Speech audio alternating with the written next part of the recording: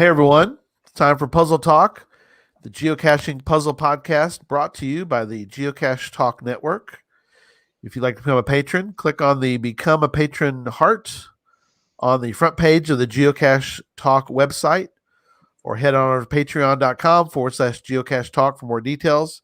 Patrons get the now famous blackout coins and other geocaching items during the year, as well as bonus content and invites to special events only for patrons. Support levels start at as little as Bison Tube level, and that's just $3 a month. Well, here are your hosts, Charles Watkins and Tom Brotherman. Good evening, gentlemen. Good evening. Good evening. Good evening. It looks like we all survived Texas Challenge. Well, most of it. Oh no, there's two. Okay, so we have at least two. We have viewers tonight. Yeah, they're showing up. They're showing up. Yep. I know Chad survived. He's in the chat room. Chad should have like a special award for the room he had to survive in. Oh yeah, because that whole Darren, good to see you, my friend. How is the future? Hopefully Wednesday is going well. Yeah, it was sort of a weird debacle. I guess they kind of worked it all out, but one of the hotels had been de-affiliated with Holiday Inn. Defranchised or something or other. I don't know. Yeah, and so some of the rooms were a little bit. The rooms necessarily weren't bad; they were just missing furniture. They were a little bare. Missing maybe a few lights. Right. So I felt bad for Dee because she was taking the brunt of a lot of that, and oh well. Yeah, Chad said the room was fine after the first night, so they were troopers. Who leaves not lights at night anyway? Yeah, well, I think they walked in, there was no light. I think one in the bathroom. At least they got that part right. But they had and so they got him one lamp, and then we mentioned it to Dee, and she's, you know how Dee is. She's like, "I'll take care of this right now." Yeah, that was not acceptable. She got after it. Yeah, no lights is what he says. No lights. Ooh. So let's take a few minutes. Let's kind of quickly let people know how Texas Challenge went, and you guys tell everybody how you felt like Texas Challenge went overall. It was a blur. For you, it was a blur, that's for sure. But you were the outgoing president, so you had a lot to do. Oh, yeah, and I'm not done because it sucks to be Dee's friend. Yeah, you got work to do still. But how do you feel like it went overall from your perspective, Tom? Oh my gosh. So Michelle would come up and say, "We got a problem." And so, every challenge we've ever done, and this is the same with everybody's megas, and we're no different. There's all kind of little problems, some bigger than others, that go on behind the scenes, and they get taken care of, and nobody ever really knows about it. Right. Well, when she came up and said, "We got a problem," and I don't even remember what her thing was, it was like, that's not really a problem. Done, taken care of. And then she come back later with another one, the same kind of thing. It's like, man, if we had your kind of problems on every challenge, we'd be really happy campers. Right. It went great. The city did all kind of stuff for us. Yeah. Definitely Cisco rolled out the red carpet for us. They had signs and banners and giveaway or coupons, and everywhere you went, at least my experience, everywhere you went, they were just so grateful to have a city full of folk. The city council supplied the pies for the event. Pie was incredible. Now, let me say this right. The city council supplied the pies. Yeah, they paid for it. it. Not the taxpayers of Cisco, right. And the city council voted on it. The city council members themselves paid for it. Yep. Yeah, they had this lemon pie with raspberry jam on top of it. And a buttermilk pie. I know some of you Yankees aren't going to be real familiar with what a buttermilk pie is. It's a Southern thing, kind of like fried chicken. But they had buttermilk pie. Let's just go and alienate half our. Wow, well, I had the chocolate pecan pie, and it was fabulous. I told you to get that one. That was awesome. It was incredible. It's probably about 4,000 calories a slice too. Well, I spent that's why I told everybody that week I was just it was gluttony central that whole week. So yeah, I'm paying for it, but I'll work on getting rid of it between now and Mingo. But David Vickery, he loves buttermilk pie, and that guy, he doesn't eat maybe like a hummingbird eats. Yeah, he's as thin as a rail. And he had 4 slices. That thing. Don't blame him, man. Yeah. So Charles, you had a obviously different perspective than from what Tom had to deal with. So what did you think of the week? I enjoyed it. It was refreshing to have Cisco or have challenge in a small town. Yeah. And for it to go as well as it did. Yes.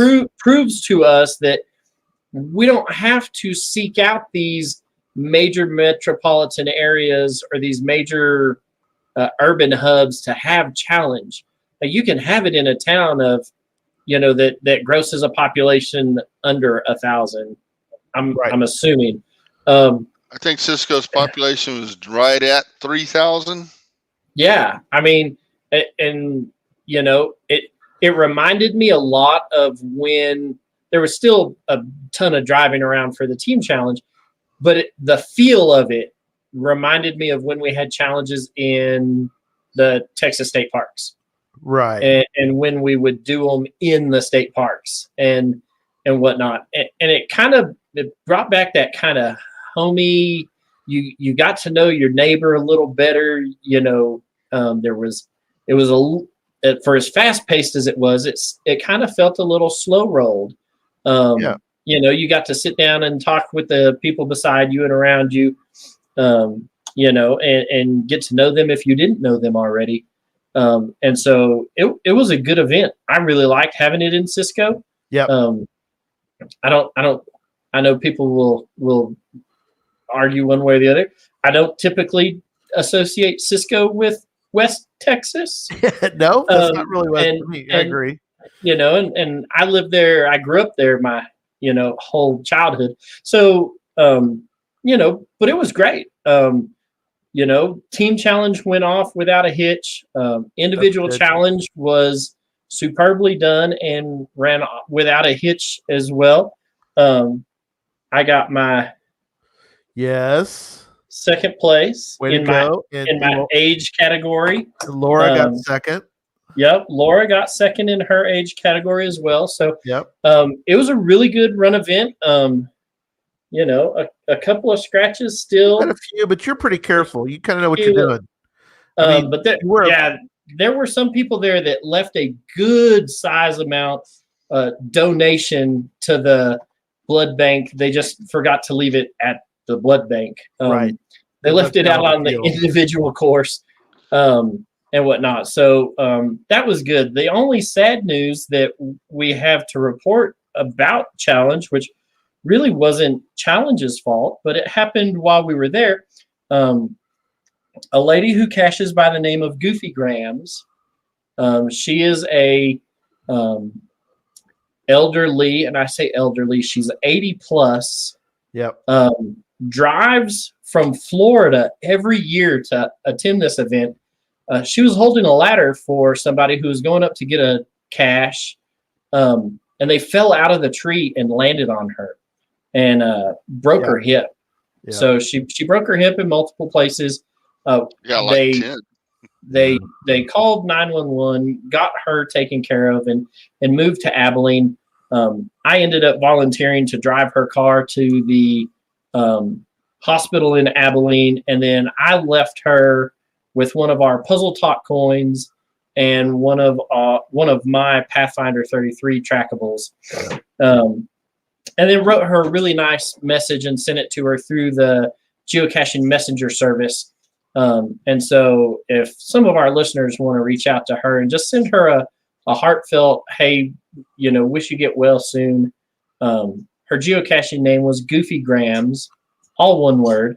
And you can find her in the, through the messenger service, and just send her, hey, the hosts of Puzzle Talk talked about you, and hope you have a speedy recovery and whatnot. But she's been a trooper through all of this. We drove her car back to the hospital and parked it for her and whatnot. And she's got a long road to recovery, but she's got, Texas is a good place to do that. She'll have a lot of support around her. Yeah. Geocaching community can reach out to her and whatnot. So I had heard from somebody who visited with her that she might be driving home and within 2 weeks. Wow. Which I don't know how that works, but wow. I don't think so, but wow. Well, yeah. They're saying that's what they told her. So pin it all together, I guess. Go in there and and she broke her hip on her right side, which is your accelerator brake pedal foot. Yeah. So, I mean, if she gets, it all depends on how surgery and rehab and whatnot goes. The sad thing is, I'd heard that it may not be true or not, but I'd heard that she's pretty able-bodied, and that she could have gone up that ladder fine, but for some reason the other person did, and so she wasn't even on the ladder. The other person No, she wasn't on the ladder. They fell onto her. It's like, dang it, that's terrible. My question is, where was Stephanie? Catch her in midair. No, Stephanie just would have, before they could have got the ladder out of the car, she would have ran out the tree, grabbed the cash, signed it, and put it back before they. Right. Yeah. So, Goofy Graham, she gets out and around. She gets around to plenty of events. I met her at last year's challenge. She's a hoot to talk to, and whatnot. So, our best well wishes to her in a speedy recovery, and we hope everything goes according to plan for her and her road to recovery, so that it is speedy and she can get back out there and get to moving around and geocaching again. Yep. Yeah, I think, and we'll get to get into the show here, but I think it went really well. We had a lake house. Charles, I had a room. Charles was fortunate, had a room as well.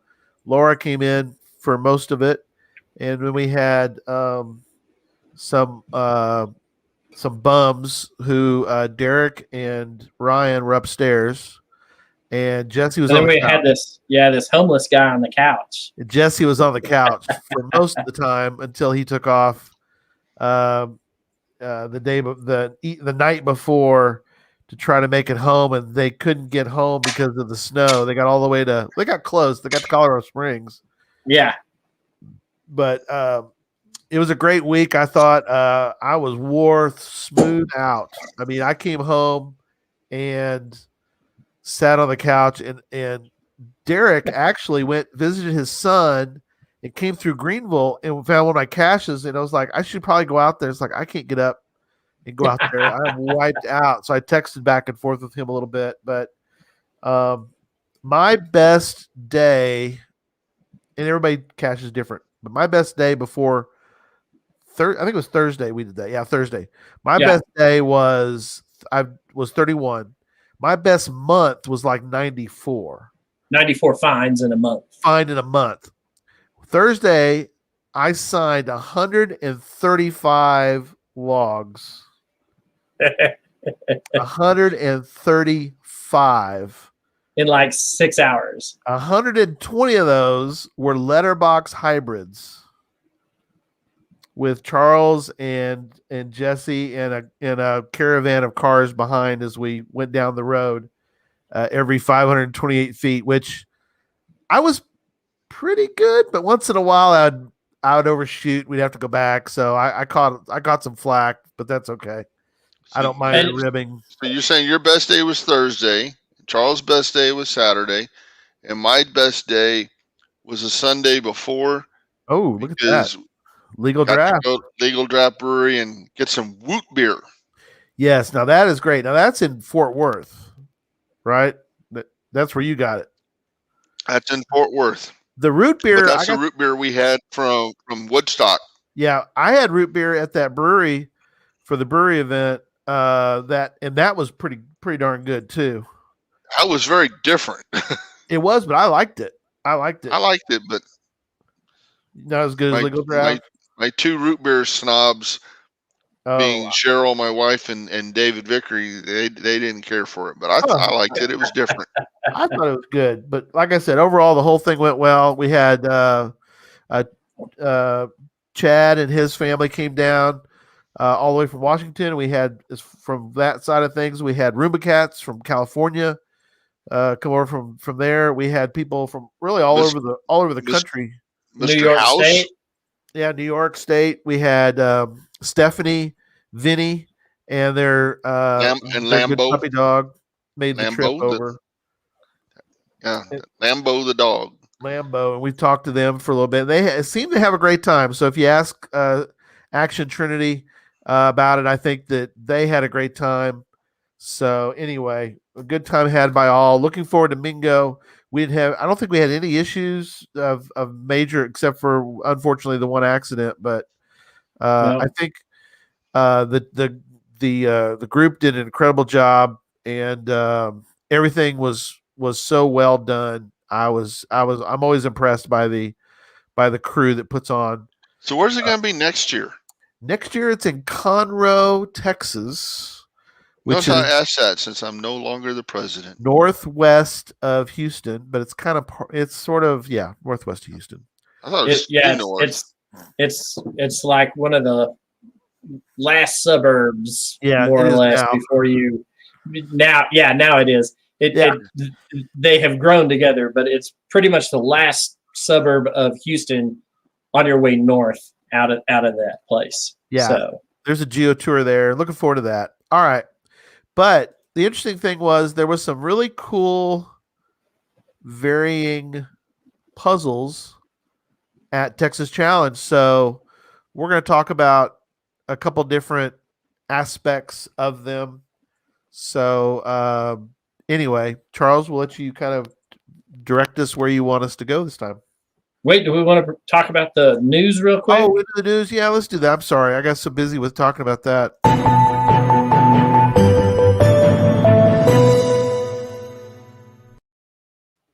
Give us some good news.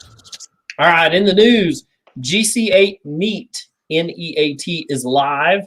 If you go out and collect some trash and better your neighborhood, your community, plant some trees, get rid of some invasive species, you have to post a photo of what you did to better your community and where you did it at. There's required to have one photo of you. It doesn't have to be of you. It can be of you with trash in the background or whatnot. So follow the rules for that. Go ahead and get that. I got mine at a Cito event. That's right. And so we got the Cito Season 1 souvenir, as well as qualified for the locationless cache. So that's out there. Go do some good in your community and claim a locationless cache. If you are able to attend a large event, GC8 Frog, FR0G, is still available.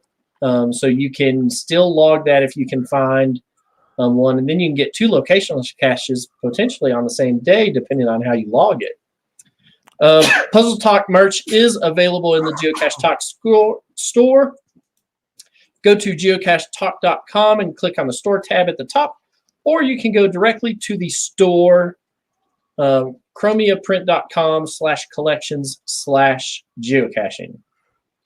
The new souvenir promotion is underway, so go out and get some caches. Gary accomplished all of the Blew right through them all.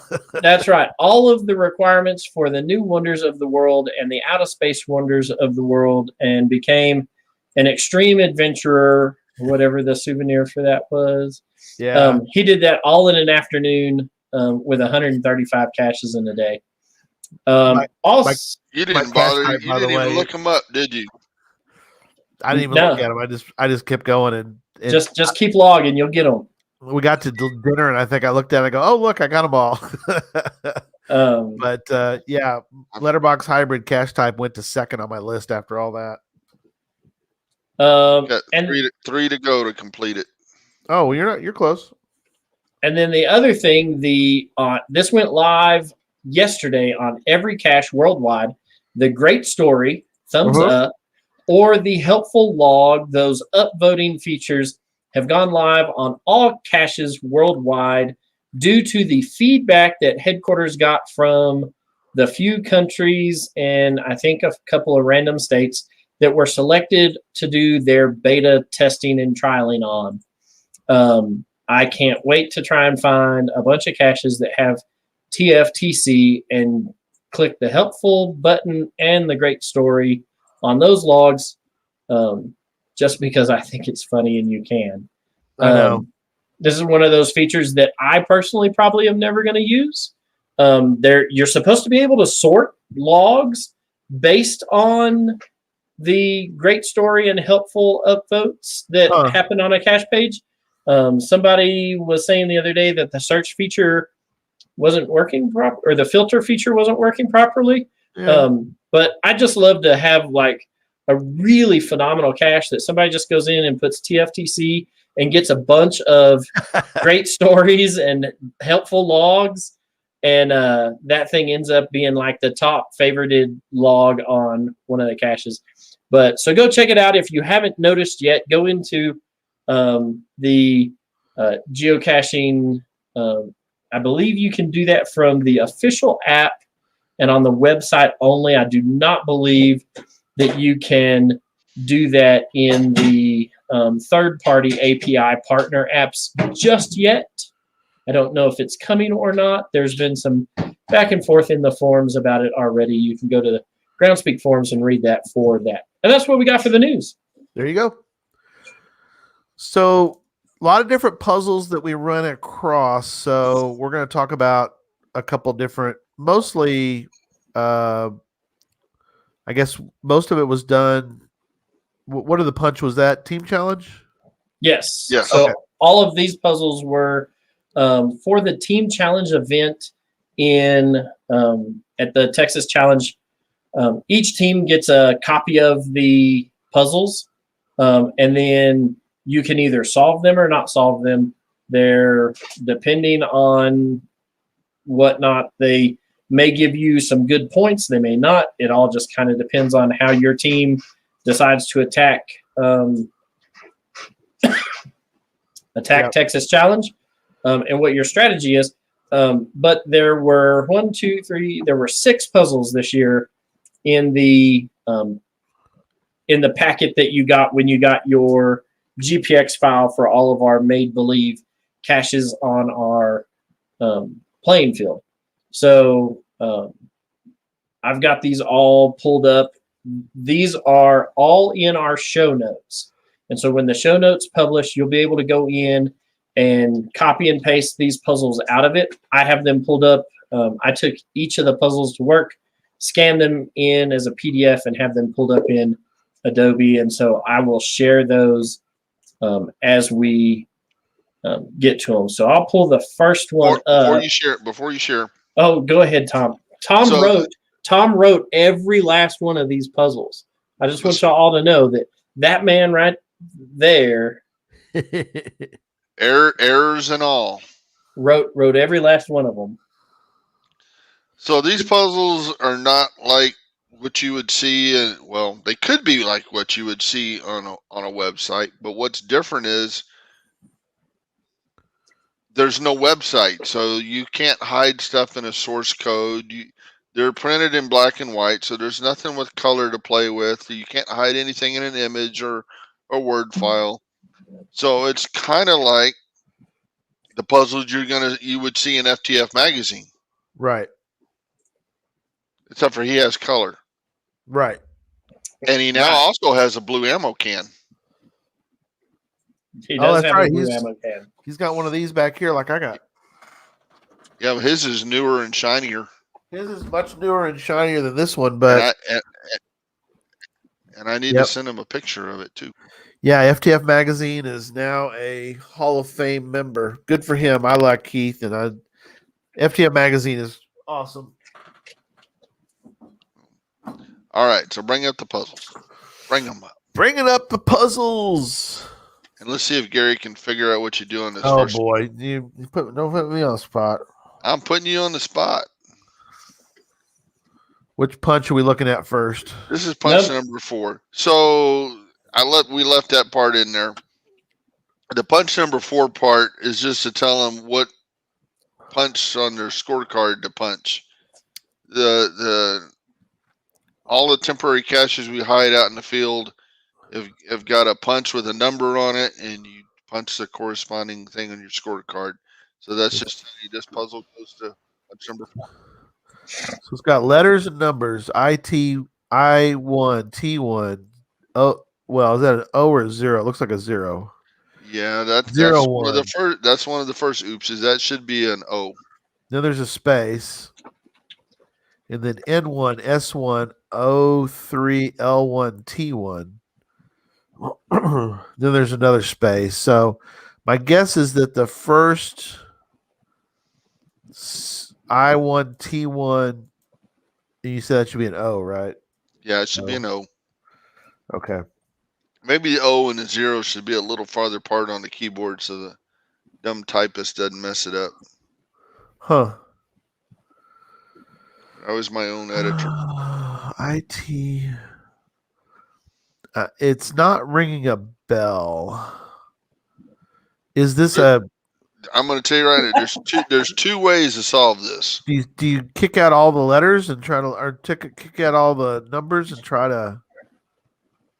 Well, let's. Which route do you want to go with first? The numbers or the letters? I'm gonna guess. I want all the numbers taken Okay, out. let's look at the numbers. What's the highest number you see in that puzzle? I see a 5. But what do you see most of? 1. 1 and 2. 1 and 2. Oh, like binary. No. And in the letters, do you see the entire alphabet? Oh, no, I do not. Yeah, it's 1 through 5. And there's a lot of I's, a lot of I's, a lot of O's, a lot of T's. Huh. H is a pretty common letter. Or is there? How many H's are there? I don't see any H's. There are no H's. Am I looking at it wrong? No. No H's.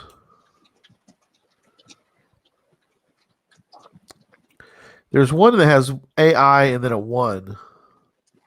That's the only one I think that has a 2-digit.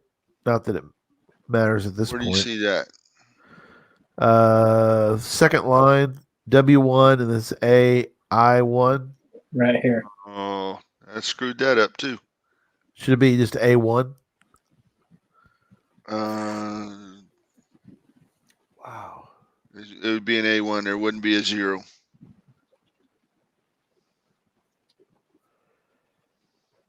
I'm stumped.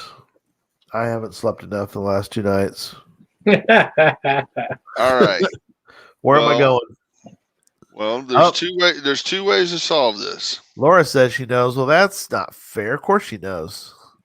She's smart. One way you could solve this is a simple substitution. Oh, Yes. a passphrase. Oh. No, not even with a passphrase. You could just do a simple substitution. Or okay, oh, so you're seeing what she's saying out of the thing. So look at the title.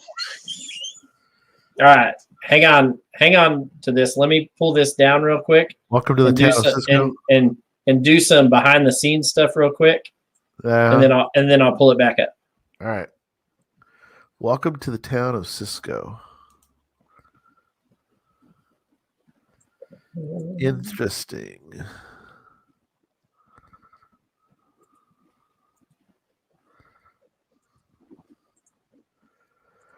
E1 01 M1 W2 S1 03 or O3 C1 W1 O3. It should always be a letter and a number.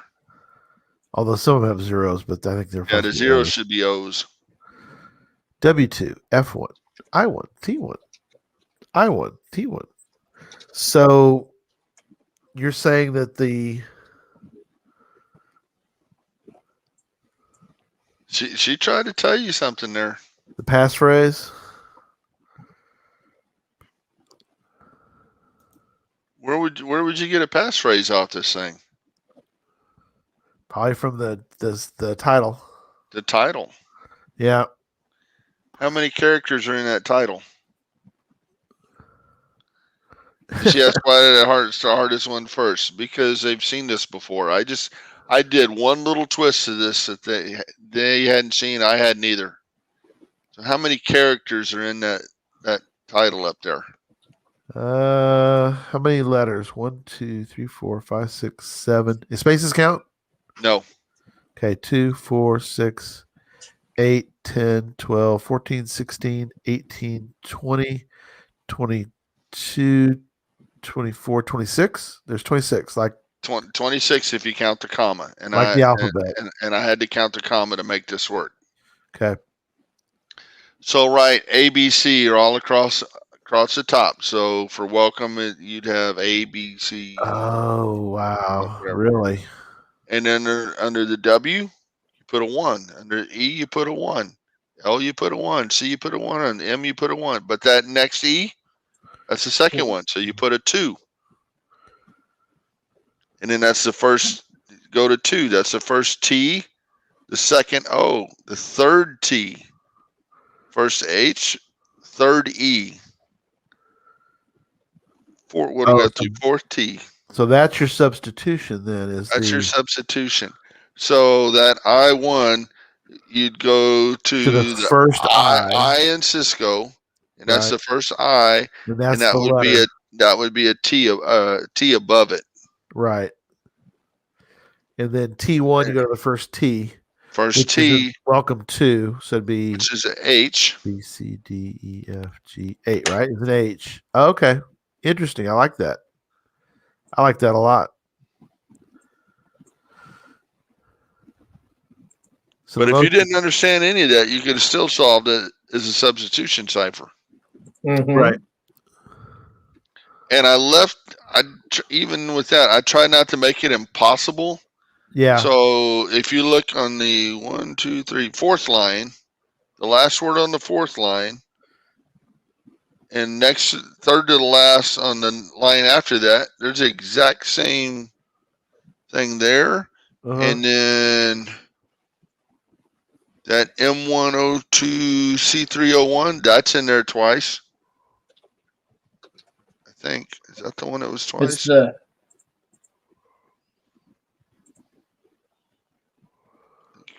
Yep. So Teresa, typically on any kind of puzzles or riddles, a passphrase is something that gives you the key to the unlocking. It's sort of the key to unlocking the lock. Yeah. It's kind of what a passphrase is. Some puzzles have a passphrase for a key. Right. And that's what this is. You need to get you to the next, to be able to So a passphrase is a sequence of words or other text used to control access to a computer system, program, or in this case, a puzzle.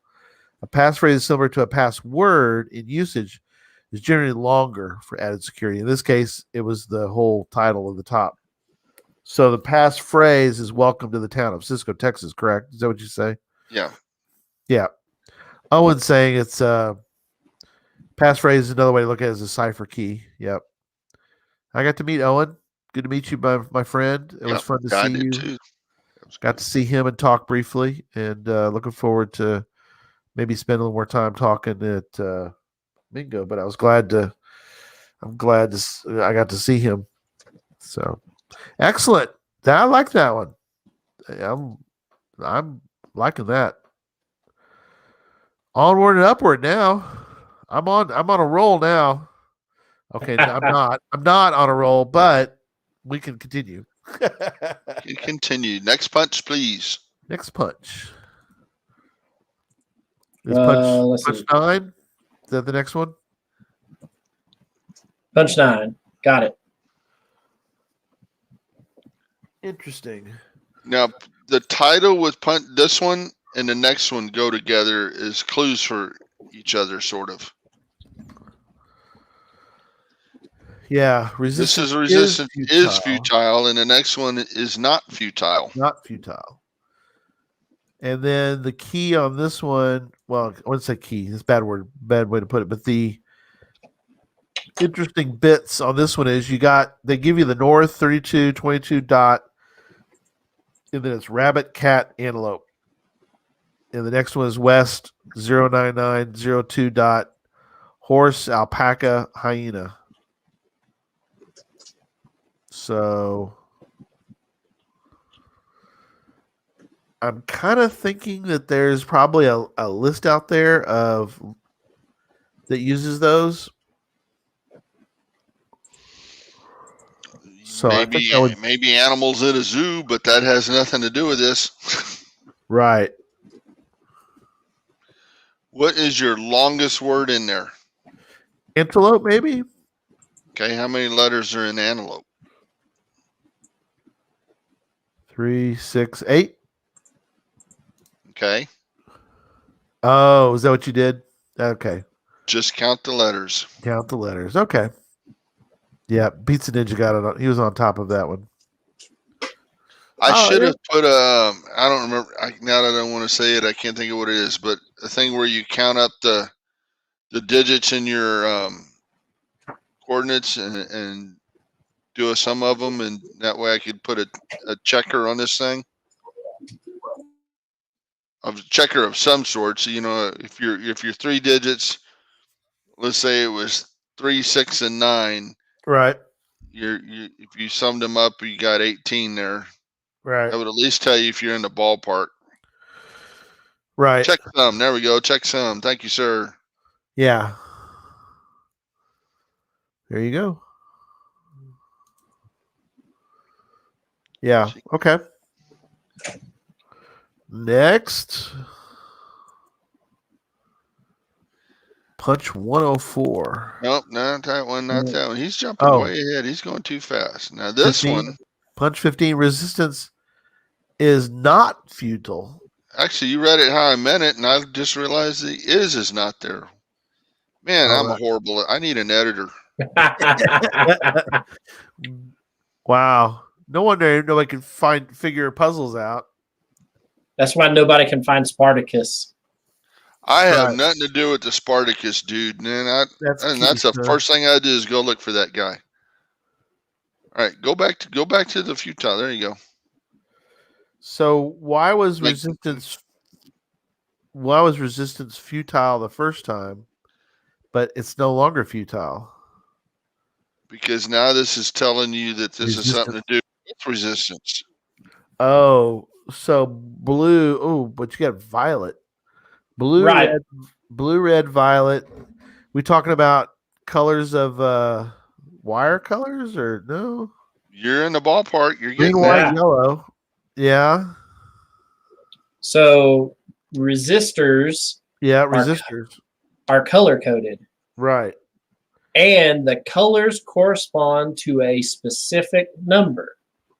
So blue, red, and violet, green, white, and yellow all correspond to 6 different numbers. in the resistance color code. There we go. There you go. Yeah. Right? I was on the right track. You were getting there. Was wires, but yeah. Ohm wire color codes. Yes. Excellent. I like that. So Teresa, it's not, this one is not just counting the letters. This one you actually have to go and find a resistance color code chart and find the specific number. Like blue might be 1. And so just because in this case blue has 4 letters doesn't mean that blue is 4. This one, and I don't know, let me see if I can find. I got one here.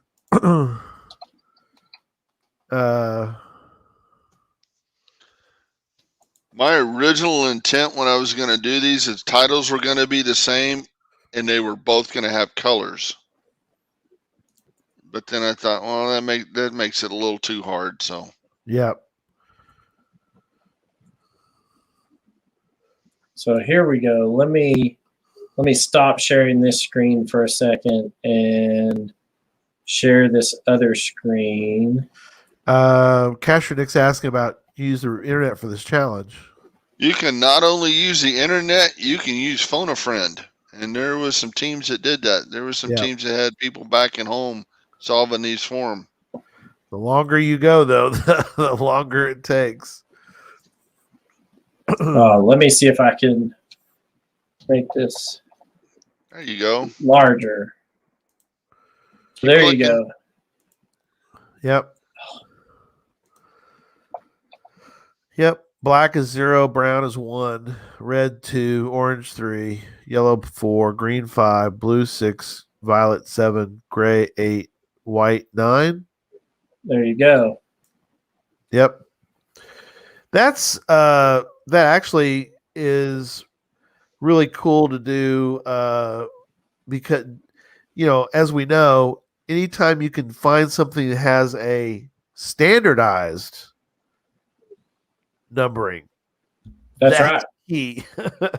But since this is a standard, not to ever change probably in our lifetime, those numbers and those letters, or those numbers and those colors, are always together. So variations on a theme, you could really kind of go for, you know, you could trick up a picture maybe, or you could hide the names of the colors, or you could hide the color somewhere. So kind of you have to start thinking about and then, like Casher Nick saying, if you use the term resistance is futile, or any kind of relationship to OHM. So if you could hide OHM, ohms for the poor. Yeah, there you go. You know that gadget cache that Derek had at challenge, with the one with the pipe with you're supposed to take the cap off and run it down the side, and it had the lights. Yeah. You can make a really even dumber version of that. Glue the cap on the end, skip the LEDs, Right. just paint the colors you need on the side for the combination, and have that lock in there, and you're done. Right. Yeah, I like it. There's and that's why I'm not on Gadget Talk, because instead of an hour show, it was 5 minutes. Yeah. You're better. Your strength is over here. We'll let the gadget guys do the gadget stuff. So, oh, that's good. Owen did one called the No Place Like Home. Nice. Punny. Very punny. All right. What we got next? I like that one. 66 is that next? Well, there we go. 66. So the title's a hint. These are things in West Texas that will poke you. Well, there's a lot of stuff.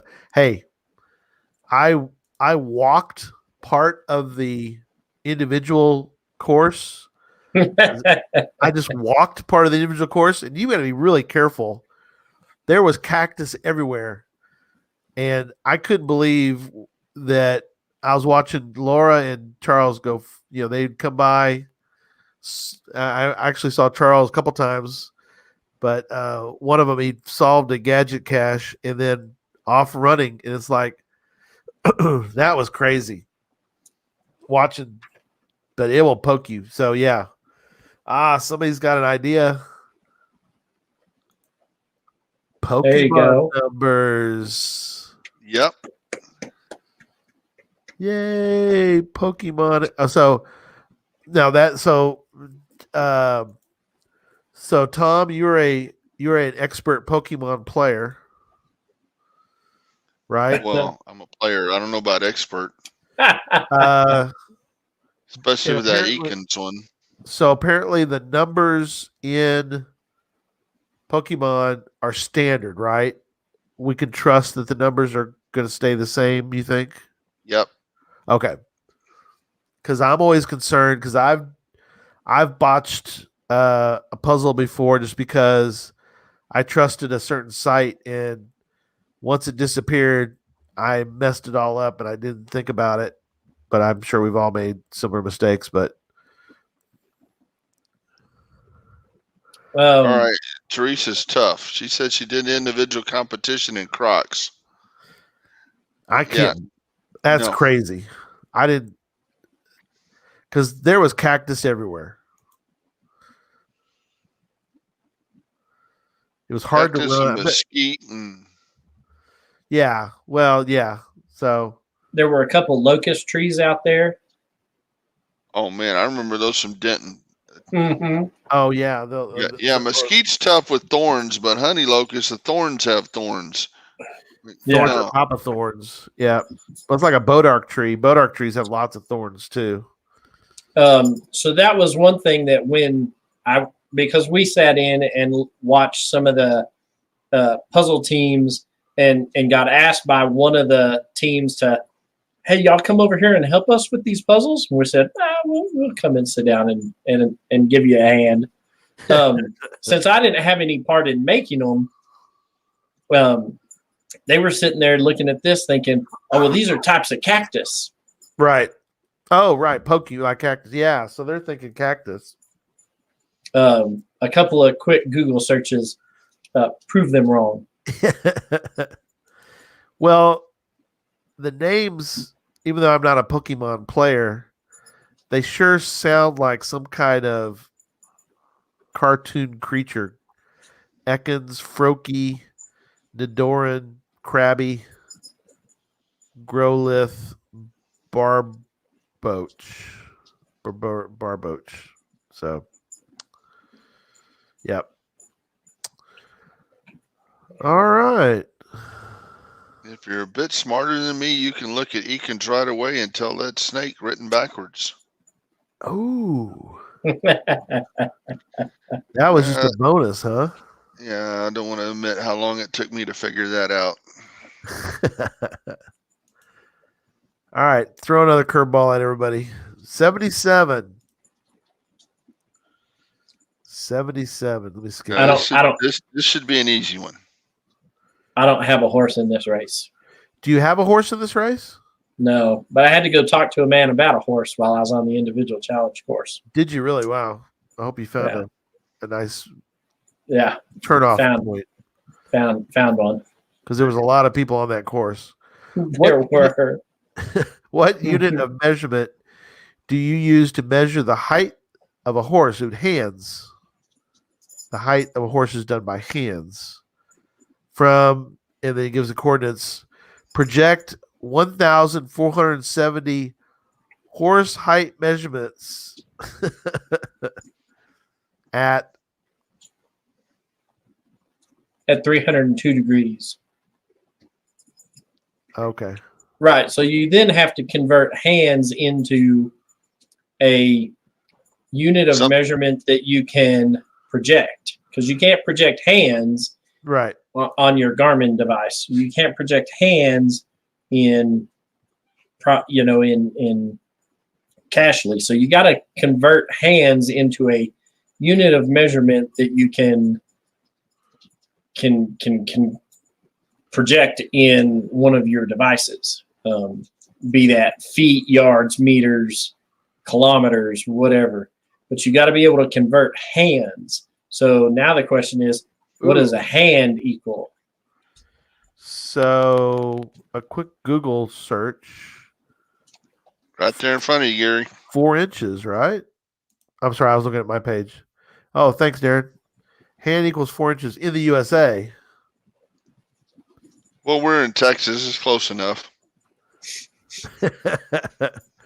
Or yeah, and look at the shot across shot across the whole country, shot across the world. That came firing in like a laser. Them's fighting words, dude. Let's see. What's the speed of sound from where Darren lives to us? That's right. What's the speed of click? He's gone. No, we wouldn't do that to him. No, we wouldn't. I'll put him in timeout. No, I'm kidding. That's awesome. In real measurements. Hey, Darren, I just want to remind you that almost everyone in the world uses the metric system except for the USA, and we've successfully landed a man on the moon. There you go. And put a rover or two on Mars. We put a rover on Mars. Just saying. Just saying.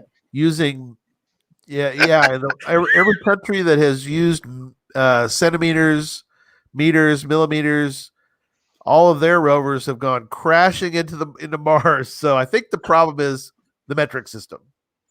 Had they used the imperial system, they would have been able to figure out how to properly land the rover on the surface of the Mars. So, but y'all are correct. It's 4 inches, and so if you divide your 1470 hands by 3, that then gives you a feet that you need to project at 302 degrees. So by 4, it is by 4. Well, no, because 4, 8, 12, they're 3 hands and a foot. 3, yeah, okay, right. Yeah. So now you take your 14 is a third of a you said I got to have 3 hands and a foot, but I only got 2 hands and 2 feet. That's right. 3 hands equals a foot. So that's 490 feet at 302 degrees. Gotcha. So this one was like on the opposite side of the highway. Well, it's 490 feet from wherever these coordinates put you. Yeah. So it's out there. And that's where the punch was. So everybody, it was out there, right? But everybody who's wondering what we're talking about for Texas Challenge, the way they do these is there's a punch. There you go. Oh yeah, here you go. Charles has one to show. So this is my scorecard from the individual challenge. Individual challenge. But in this, we have punches. Yeah, show it. So each of those is a cutout, right? Those cut out? Right. It's a craft punch in a certain shape. Yeah. And so you have to have these on your scorecards in the appropriate boxes. Yeah. You were a little off on number 3 there. Close enough. It counts. It counts. It's within the margin of error. Margin of error. So it's no hanging chads. That's right. So a real quick story is I was with Jesse and Chad and a couple other people, and we were out. We did some quick caching on the day of the challenge, and this is something you normally wouldn't do. I don't think. Correct me if I'm wrong, Tom, but you try not to put anything near a real cache because you don't want people messing with the punchers because that'll mess up everybody. Somebody had one on top of a real cache, and so he joked about taking it and hiding that puncher way up in the tree, but we didn't do it. But we thought that was kind of funny. Or we were going to have Jesse hold it And as a team came by, they were going to have to try to pin him to the ground. And so that was our Was next it was it an old cache or was it one of the new ones that came out while we were there? No, it was an old one. It was in a cemetery. And literally, that shouldn't have happened. I know. Literally, the punch was on top of the actual cache. So we had a good laugh and then put it back where it was and moved on. But all right, we're on to where you want to go next. You want to talk about some of the things we ran into, Charles, on some of our caching days? You want to talk about, because they had regular caches out there, regular puzzles. Oh, you want to do 104? Oh no, we still got one more here. Yeah, 104. Sorry. And this one's got an oops in it too. Of course it does. Of course it does. But I got lucky with the oops because it still works. Pardon me, 104. What type of puzzle is this? The punch can be found at North, and then I'm doing this because we have audio listeners too. North is AE together, QE, then QE again, then ZC, then AL, then ZN, then QO. That's for North. And then West is AL together, AK, AH, Q0, Q should be probably an O, right? Correct. No, it's an O. QO, it's a 0 on here, but that's okay. QR, QI, ZZ. And that AE should have really been AD, but I got fortunate. It does work either way. Really? It does? Yes, it does. So, all right. So when you're looking at this, Gary, yeah, what is a repeating theme here? The A and the Q and the Z. All right, so look down there. I'll read the title again. What type of puzzle is this? What is the second word? Type. Look down at your QWERTY keyboard. What do you notice about A, Q, and Z? Oh yeah, they're all one line. So they're your 3 rows of letters. Rows. Yep. So if you went to Q and then over to E, right? Right. And then went up the diagonal to the number that sits above that, what number is that? On my keyboard, it would be 3. Correct. Okay. Yep. So if you did ZZ and then ran up the keyboard to the number, what number are you at? I'm coming up to 2. Now, if you went Q, ZZ should be 1. ZZ should be 1. Yeah, mine's a little offset, so I see ZZ is 1. Okay. Right. So you got to go up the diagonal. Right, up the diagonals. Gotcha. Yeah. I'm with you now.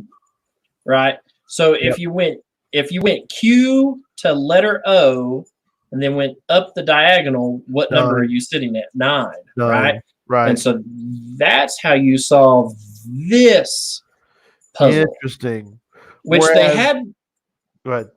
They had one similar to this that was a keyboard puzzle at last year's challenge. So if you go to multiple of these challenges and you're on the puzzle team, good Lord. Go ahead. I'm showing the. All right. So on a standard. Yeah. Your ZZ is a 1. Yeah, it is a 1. But like you said, you got to work on an angle. Right. Okay. So if you went Q to the Y. And up, it's a 6. It's a 6. Right. Correct. So that's how this puzzle works. And it doesn't matter. It just so happens that his very first one, AE, even though E is not on the same row with A. Oh, right. It's still AD and AE still land you on the number 3. Oh, he did get lucky, didn't he? Right. So and I got lucky because it's the first thing you know is going to be a 3 anyway. Right. So Z. Right. Because we know if you go chord wise, it's Right. So if you went Z letter C, that lands you on the number 3. but so does QE and AD, right? All of those still land you on the number 3. So if you have multiple 3s in your puzzle, you can get away from having QE, QE, QE by having a ZC. Right, because then they'll line up. Yeah, they still line up, but then there's no easy way for them to say, well, this one has got to be a 3 because, because you're avoiding, because one of the things that you do when you're solving puzzles is a lot of times look for patterns. Right. Yeah. Redundancy and patterns. Right. And that's why, the first one should have been AD. It's AD, QE, QE. All 3 of those are 3s. Yeah. Right. And so is a ZC. So I got 4 numbers there that are all 3s written 3 ways. Right. So all of those highlighted, the very first 4 letters are all 3s.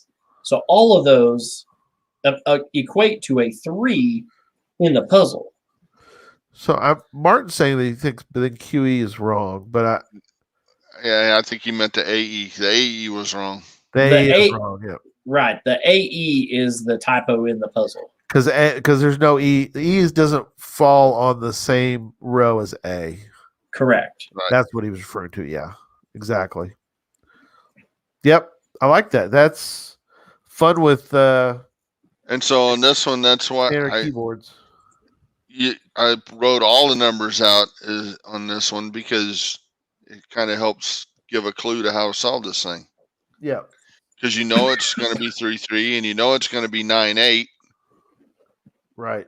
So knowing that, no, QE is not a typo. QE is, no, it's correct. QE is, because Q and E are on the same line.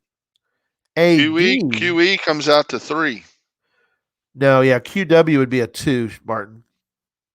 At least on our keyboards.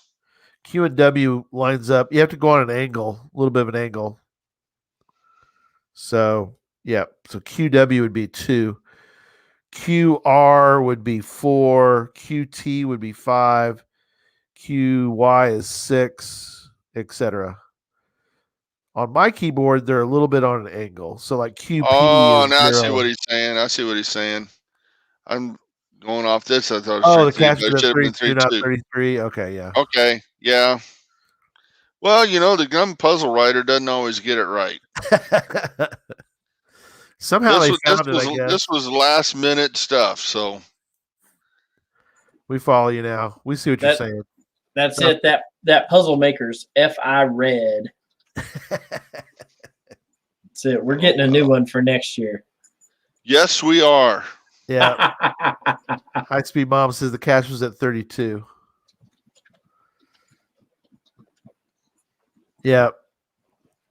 We got you now. Sorry, Martin. We weren't thinking of the actual cash. We were thinking of the keyboard at the time. So all right. You want to take a minute? And the problem with this was I wrote it one way and I probably had it right, but then I was trying to change it up to show the number 3, so it wouldn't totally. But it wouldn't all be AAA or QQQ. I'm sure that's where I messed it up. Yeah, and I'm sure all the teams figured out pretty quickly that you were referring to 32 and not 33. Probably so.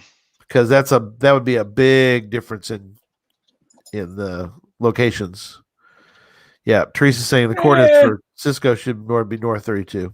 Yeah, Yeah, and we ballparked it. And Pizza Ninja mentions the Dvorak keyboard. Does anybody still use what is keyboard? that? It's not the QWERTY. Is that one they got at the Smithsonian? Probably. It is. It's the one that's in ABC order. Yeah. So we always refer to the keyboard as QWERTY because it looks like that's what the word. There's a word at the top. QWERTY. QWERTY. Oh well. Yeah, I think so. I'm sure everybody did. Everybody figured out the extra puzzle that Tom threw in. He did it on purpose to keep people, keep them guessing. Oh, Timo, he mentions that he's got a Dvorak puzzle up in Ohio. That's a cool idea. Because let me tell you, a lot of people don't. I mean, that's that is the kind of puzzle stuff that is really cool because people just, it's like using cursive writing someday. You'll be able to use cursive writing and all the casters can be like, I don't know what this is. I don't know. Is there somebody have a way to figure out what these letters are? Because this is cryptic to me. Oh, this is old cursive that they used to learn you in school, but they don't teach it anymore. Yeah, I think they've started doing that again. Yeah, I think it's real hit and miss still. Yeah. Hey, just finding our way. Hey, nobody's ever really late. You're just sort of fashionably. It's your grand entrance. He's late. I hope he brought more Woot beer because I'm empty. Yeah, he's more Woot beer. So, Charles, you want to talk? We about cried because we went into that. Let's say we about cried because and the brewery did too, and we went in there with 7 growlers to fill up, and they didn't have any Woot beer. Oh wow! But they sent us to a place that sells their stuff and got to fill them up. We're able to get it. Yeah. So, we did do some regular puzzles, and obviously we don't spoil puzzles on the show, but we want to talk briefly about some of the things we ran across that day because there was some tips I think for in the future that we all need to be aware of, and so we had a good time. In fact, it may not be exciting for everybody else, but I had a great time. I think it was Wednesday night, late. I was sitting next to Charles and Jesse, and they were mostly. Wasn't really of much help, but I was watching those two guys go through and solve puzzles while I ate chocolate covered pretzels and watched them guys work through. I was sort of like a secretary. I would look stuff up too on Certitude. So pretty much we struggle bust through some of it. We did, and yeah. Well, some of the struggle bus was not us, as we determined. So this one series of puzzles used Certitude, which is kind of cool, I guess. I mean, I kind of like Certitude. I like Certitude. Yeah. The problem came in, and I guess let me go back up. I personally kind of liked most of those puzzles. I don't know, Charles, did you overall kind of like the duck puzzles? Yeah, I like the duck series. You better like the duck series because the person who wrote them is in your chat room tonight. Oh, is Fishing Kitty in? Awesome. Didn't Teresa write them? Oh, yeah. I liked them, but we did run into a snag. A couple of them. You always do snags when you're fishing. Exactly. Yeah. So they were a lot of fun. We ran into a problem, though. I don't know if you want me to describe it or you can, Charles, where you have to be real careful, though, when you're building a puzzle. I guess I'll do it. So, sorry. So you better not make her archive these because you tick her off because I haven't got to go up there and find them yet. Oh, it was great. No, the caches were well done. The problem that we came across with some of them, it says straight up on most, if not all of the cache pages, that your answers in Certitude are all to be lowercase letters with no spaces. Right. And we at least found one that you had to put a space in it because we called a previous person who had found it, and they said, oh, no, you have to put a space in between the two words. Yes. Right. So I don't think you have to because I think Certitude, no matter if you put a space in or not, takes the spaces out. Doesn't it? Sure, no worries, we won't archive. No, it wouldn't work. No, we tried it at all capital letters, all lowercase letters, capital first letters.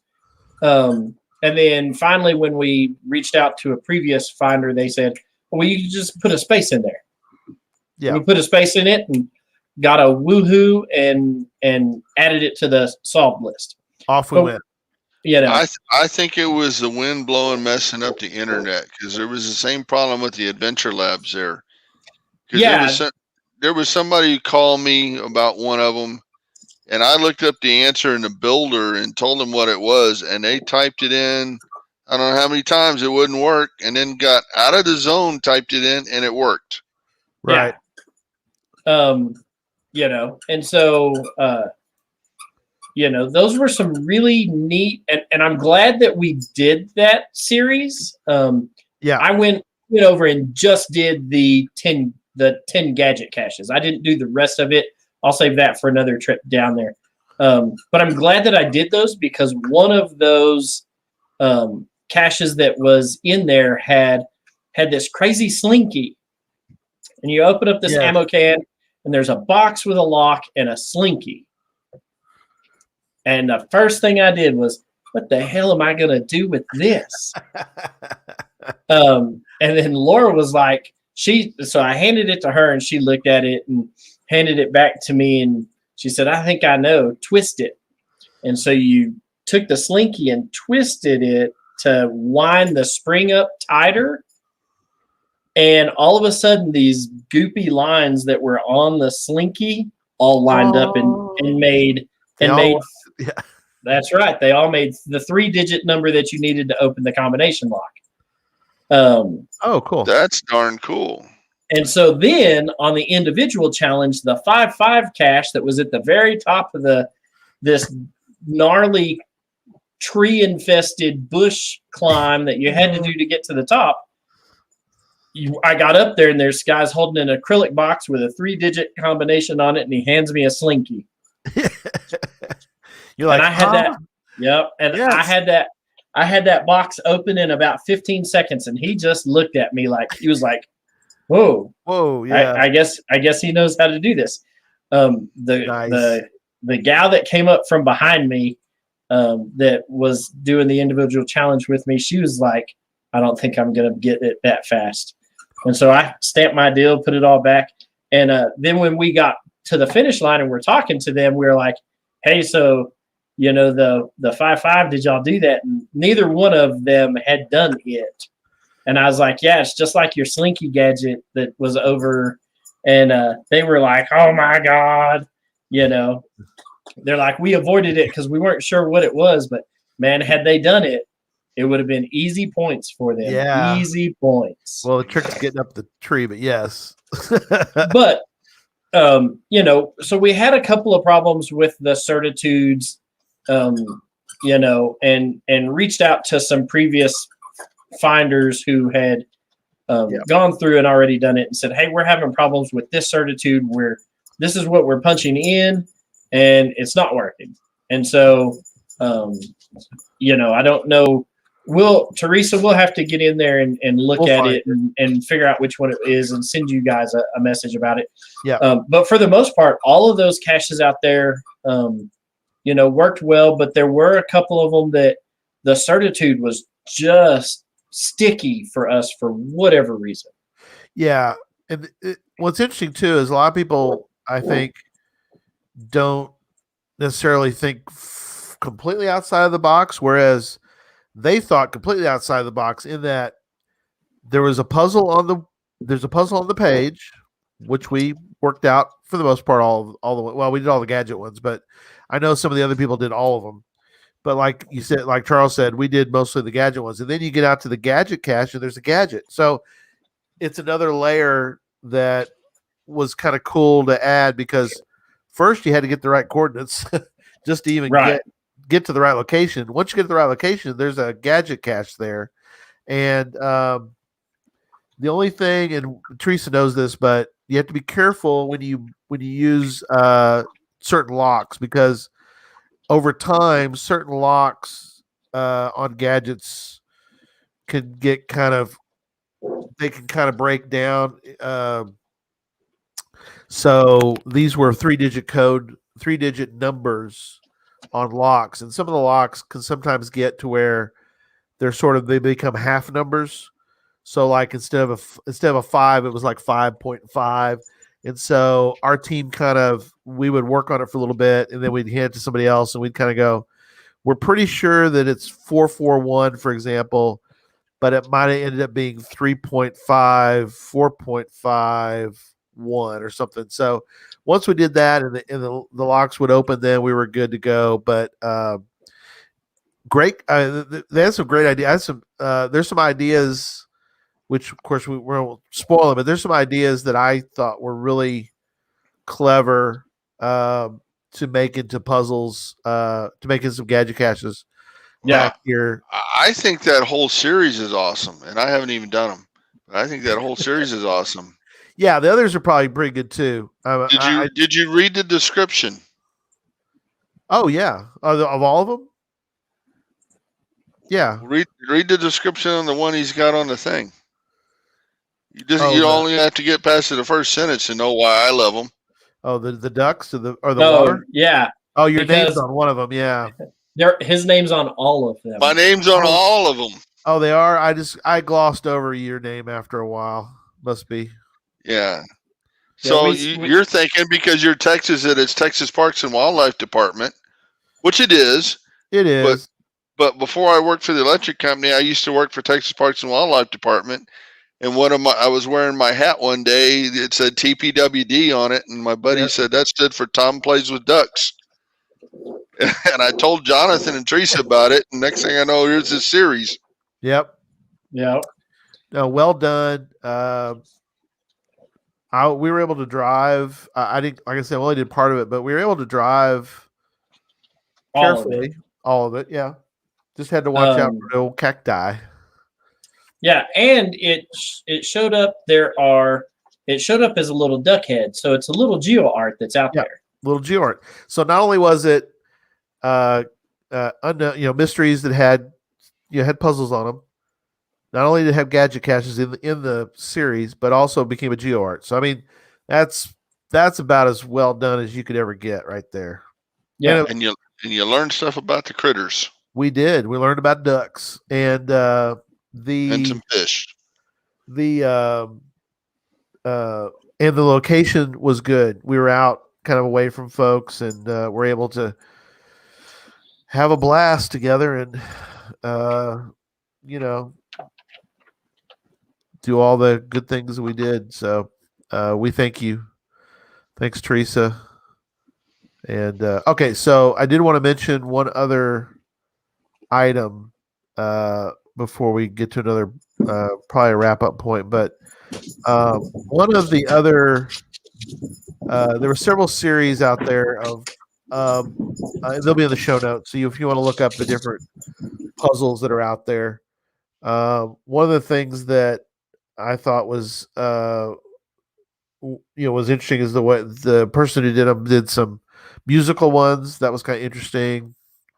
But the thing is that one of them caught my eye, and I was talking to Charles before the show about it, and that was at least for me, because I'm always kind of wary of making sure that if you're going to do a puzzle, that it doesn't become outdated. What I mean by that is when you do a puzzle and you put the word today, what is the value of gold today, for example? It's outdated tomorrow. It's outdated tomorrow, but that's the example I want to try to use. Is that now? Here's the trick, though. If you want to make a puzzle where you say what's the price of gold today, you have to know that that's what you're doing, and you're probably going to give a clue somewhere that you're talking about the day maybe the puzzle that the cache went live or something. If you didn't mean that, though, you could run into a real conundrum, and people will go like, well, you mean today? And they're going to go, well, I'll look at today then. Oh, what do you know? Search doesn't work because that inflation, price changes, incorrect information on a Wikipedia page. Yes. There's all kinds of stuff that can make a puzzle that is something that is time-based, especially if it's based around currency or things like that, where all of a sudden the puzzle can be outdated fairly quickly. Right. Or you can completely just mess with a puzzle because anybody can change a Wikipedia page. Yes. And so you go in there and just change it, you know, and now the entire puzzle doesn't work because somebody went in and changed the Wikipedia page. There were a couple of those, but you know, for us and in our purposes, they worked. Will they still work in 5 years? Maybe, maybe not. You know, just kind of depends on how things roll. But you can make them not work by the end of the night if you knew which Wikipedia page to go and alter. Yeah, and that's something that Tom mentioned, is that Tom, tell how you can make Wikipedia, which changes all the time, work for a puzzle. You can go in there and write something in the page, and then archive that page or edit it and have a new page up there. And so that somebody for the puzzle needs to find your archived page. Right. So I think there's one not too far from my house that it's based on that. Is it the Wayback Machine website? No. It's on Wiki itself. You can I know. You can see. Right. No, I was saying though that along that same sort of thread is you could use the Wayback Machine as another location because it does internet archiving. So Wiki has it listed. I was just thinking Wiki's got it listed with the date, so that part is kind of cool. But which hopefully they're still around. I don't know, guys, if you've ever made or worked a puzzle where, I mean, I assume they stick around at least for you to use. You know what I'm saying? You'd hate to go, oh, it's in the Wayback Machine, and then you go, oh, guess what?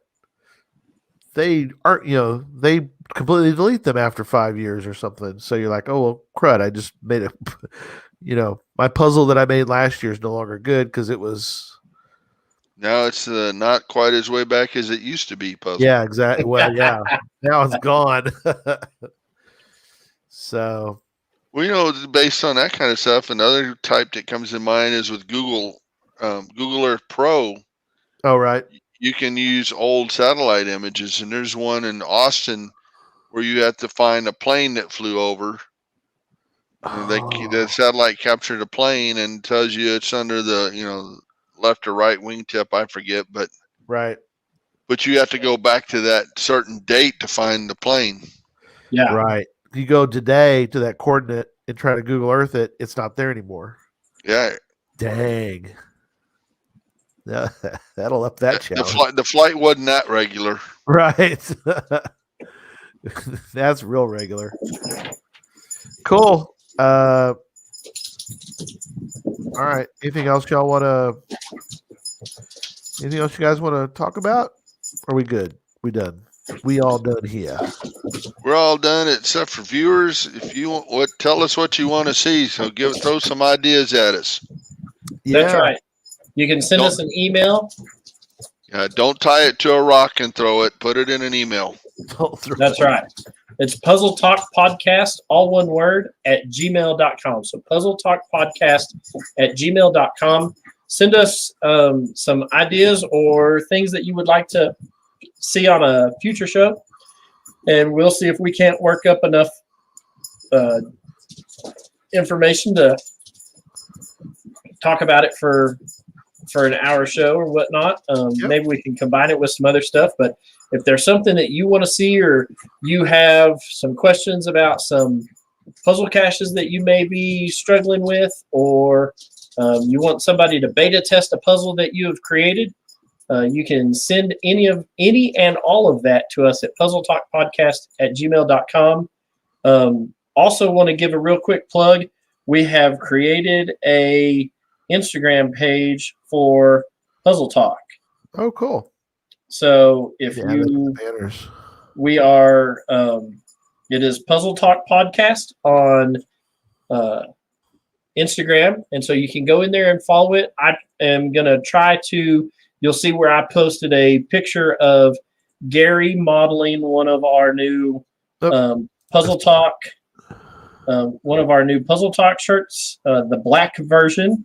And then the second picture of that is me modeling the gray version of our Puzzle Talk podcast t-shirts that are available in the Geocache Talk store. Please tell me you at least made it PG. I mean, I was wearing the shirt. Yeah. Okay. I had pants on too. Okay. Yeah.